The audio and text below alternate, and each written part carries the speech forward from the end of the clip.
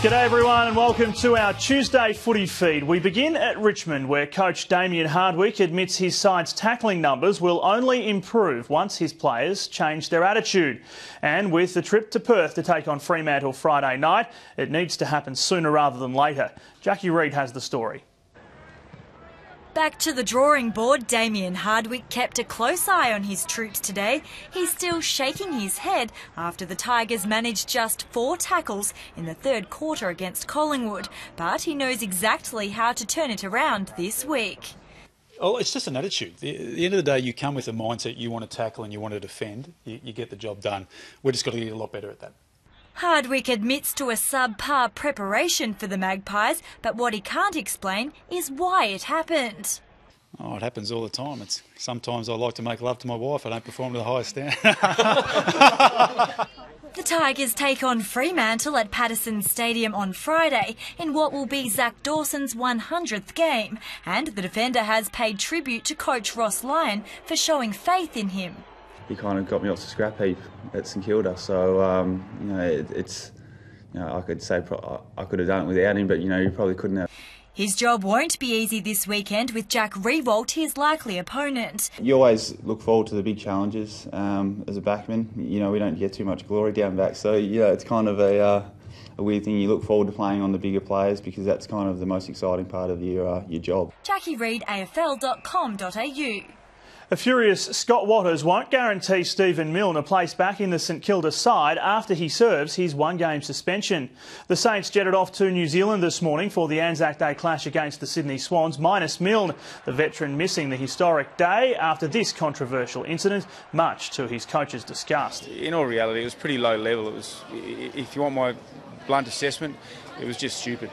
Veterans Sean Dempster and Justin Kajitsky did make the trip. Meanwhile, the Swans have already had their first look at Wellington's Westpac Stadium. Yeah, we're professionals. We've played in all types of windy conditions. I originally played most of my football in Ballarat and it's wet, cold and windy there. Wellington's forecast for Thursday, 17, with the chance of a storm. A new development in the Essendon supplements scandal with the World Anti-Doping Agency confirming the anti-obesity drug allegedly given to Bombers players is a banned substance. Former Bombers sports scientist Stephen Dank allegedly administered AOD 9604, which has not been cleared for human use. It's yet another distraction ahead of the Anzac Day blockbuster against Collingwood. Fists were flying as the Magpies trained today. They're preparing, of course, for the traditional clash, and with just a 5-day break, it's fair to say they're taking things pretty lightly. Big man Quinton Lynch preparing for his first experience in the biggest game of the home and away season. It's going to take a real hard contested game of footy to win Anzac Day. I think these games are always going to be hard fought and usually go down to the wire. So it's just going to, who can stick it out the longest, really. Darren Jolly will most likely return for the encounter. Geelong is standing by youngster Daniel Menzel, who's facing a 4th knee reconstruction. The 21-year-old is yet to decide on his football future, but the setback has clearly rocked the Cats. I think it was the hardest I've ever had in footy. It's devastating for all of us. But the one thing we can be unequivocal on is that we are committed to him, as long as it takes. The Cats did have something to celebrate today, though, as George Hall-Smith received this week's NAB Rising Star nomination. Playing just his 5th game, the 20-year-old midfielder had 23 touches in his side's win over the Swans.